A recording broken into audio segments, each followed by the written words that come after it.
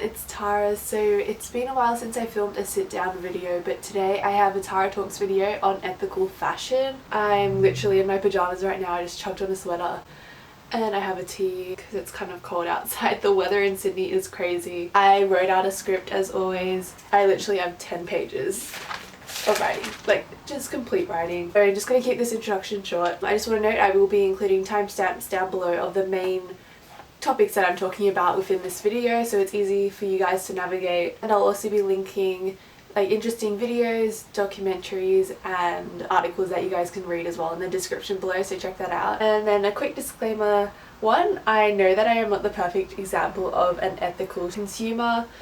Is anyone really? If you think you already are an ethical consumer, then feel free to skip towards maybe like the environmental section, because I think that's a little less known and it's very difficult to be completely ethical in your consumption of clothing. And number two, I am going to be stopping working with two fast fashion companies that I do work with, so I'm not really being a hypocrite here. I've like tried to reduce my fast fashion intake, and yeah, I'll just be talking about that more later in this video. So three, if I do say something wrong, please check the comments before you comment something. You guys are always really nice about it, but it gets really overwhelming when there's like 15 comments saying the exact same thing over like one sentence that I said wrong. If you could check the comments before commenting something that I said wrong, that would be really great, because I read every single comment. I will probably have seen the comment already. So I'm sorry, I'm like a bit sick right now. My nose is running. What is sustainable and ethical fashion? I thought I would just define these main concepts so you guys have a general idea of what it is if you don't already know. Sustainable fashion links to sustainability, which is creating a system which can be supported indefinitely in terms of human impact on the environment and social responsibility. And it's more environmentally based. It's not completely, but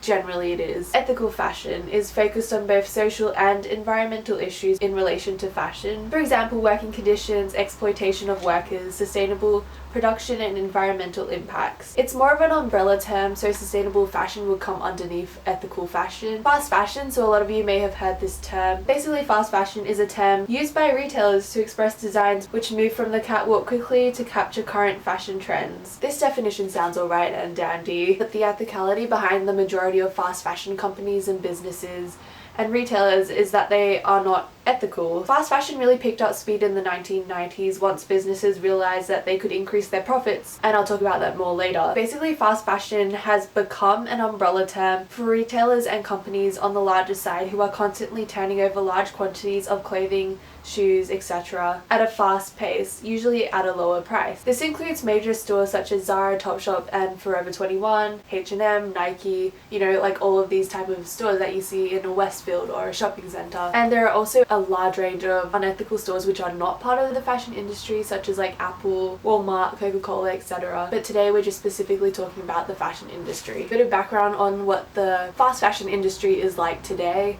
I thought I would give you some stats that I found. It is quite difficult to find current stats. There are a lot from like 2010 onwards. I'll give you a range of different facts, and I've linked a lot of sites below which you guys can get information on as well. Also, I've been noticing that a lot more articles are coming up on my Facebook newsfeed.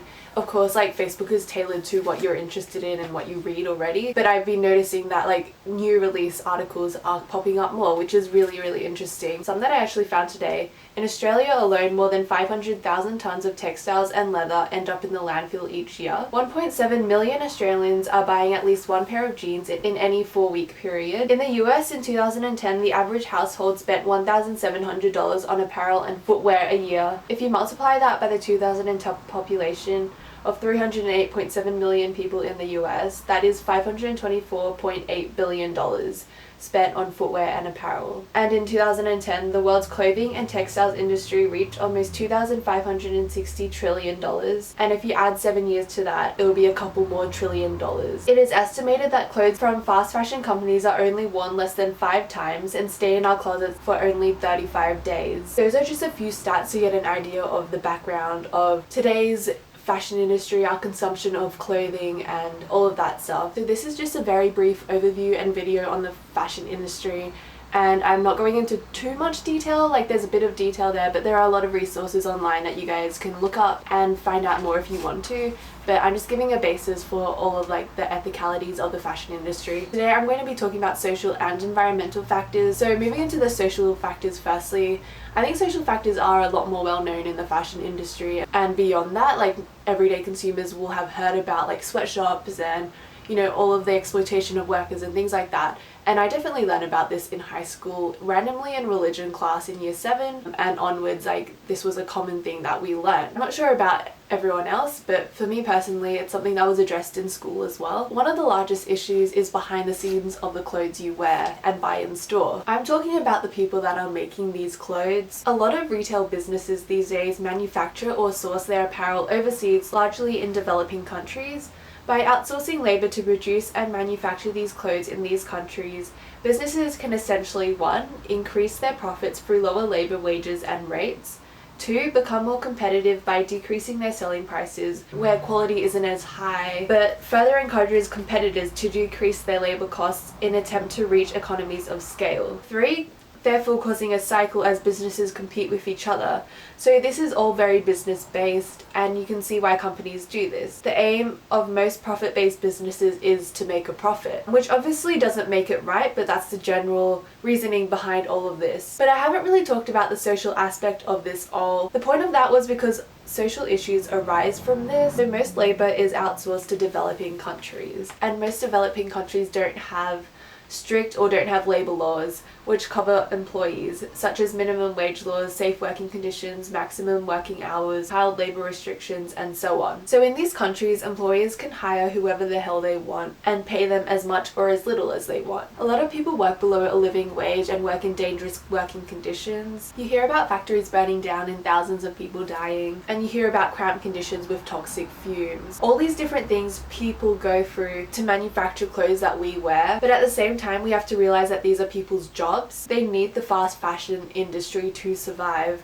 Even if they are earning unimaginably low rates and wages, even down to 10 cents per garment that retails for $100. In Bangladesh, the apparel and textiles industry contributes to approximately 20% of the country's GDP and 80% of all its exports. Once again, we get stuck in the vicious cycle of people literally dying but trying to support what they are doing at the same time, especially when we can't simply get a country to pay their people more. With all that in mind, which is a lot to take in already, some countries which have unethical working conditions, but be conscious that not all factories treat their employees like this. So do your research before wrongly accusing a business of outsourcing from an unethical place, because some companies do have strict labor guidelines for the companies that they're partnered with in developing countries. But some countries are China, India, and Indonesia. Also, this doesn't always happen in developing countries. This can happen in the developed world as well. For example, Forever 21 have been called out for sweatshops based in LA. So keep in mind that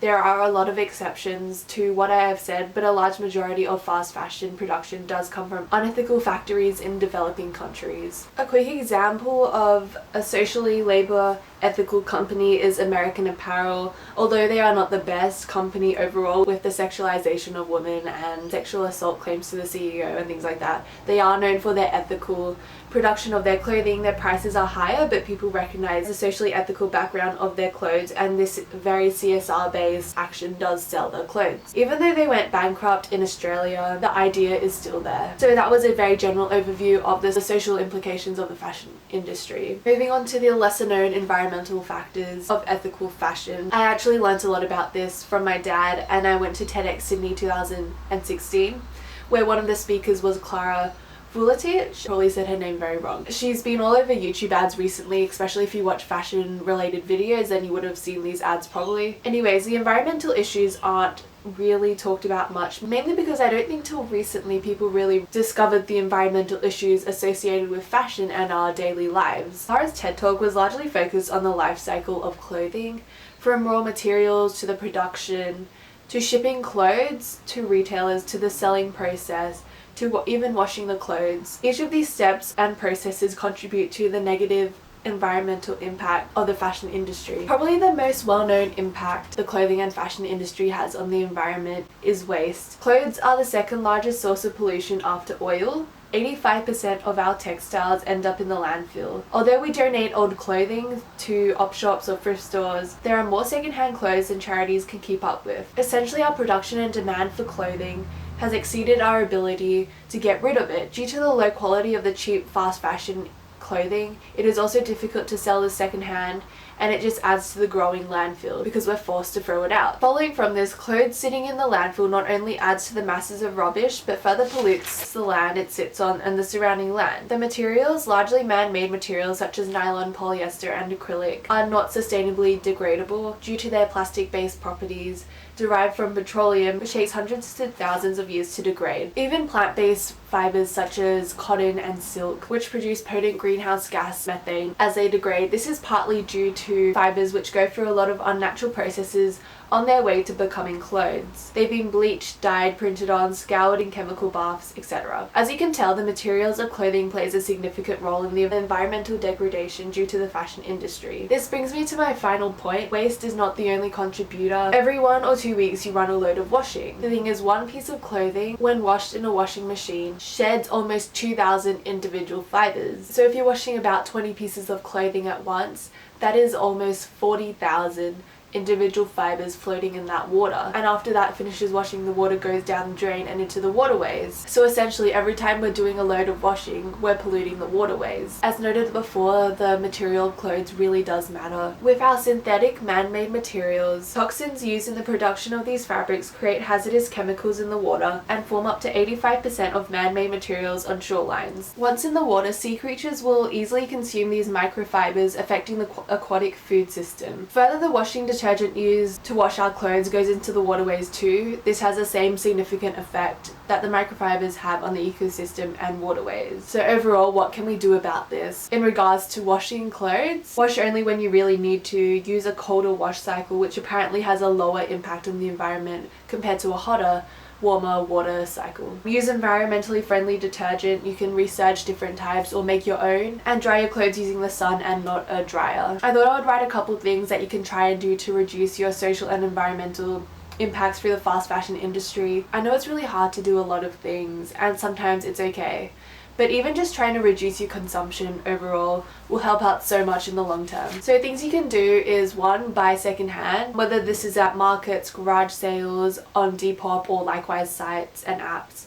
Vintage stores, and then separated from that category is kind of op shops and thrift stores. And the reason why I separated op shops and thrift shops is because of a video that I watched by Ryan Finn. They talked about the ethicalities of shopping at thrift stores, and I found it very interesting because you don't really think about it, but essentially they were saying that you're kind of taking away clothes from people that can't afford to shop anywhere else other than thrift stores. So definitely check out that video below. It's very, very interesting and provides a different perspective on shopping there. That's why I really suggest shopping at like markets and garage sales, where you're not taking away for a specific place where people aren't as financially privileged. So yeah, I definitely encourage you to shop at those other options, which are still super affordable, trendy and unique in their clothing. And number 2 is to reduce or eliminate your fast fashion intake. So this is pretty self-explanatory. It goes for stores like Zara, Topshop, to Kmart and Target. Something I'm doing is not working with Runway and Shein, and you guys know I've been working with them if you watch my videos, like my hauls and stuff. So I'm going to stop working with them.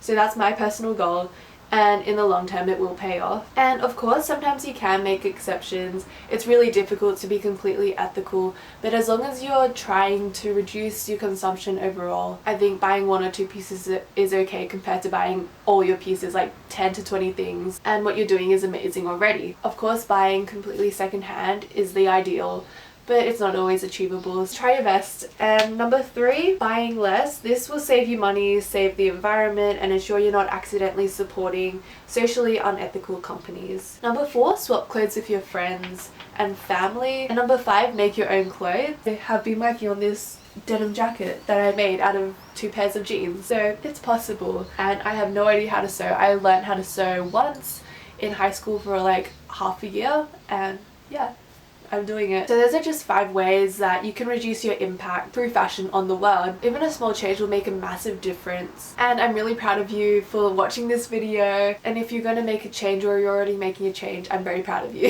I hope you learned something new from this, and if you didn't, I hope it kind of reiterated the information that you already knew. And make sure you like and subscribe if you want to, and leave a comment below about your thoughts on this all, or comment below anything. So I hope you all have a wonderful day. Thanks so much again for watching, and I'll catch you next video. Bye!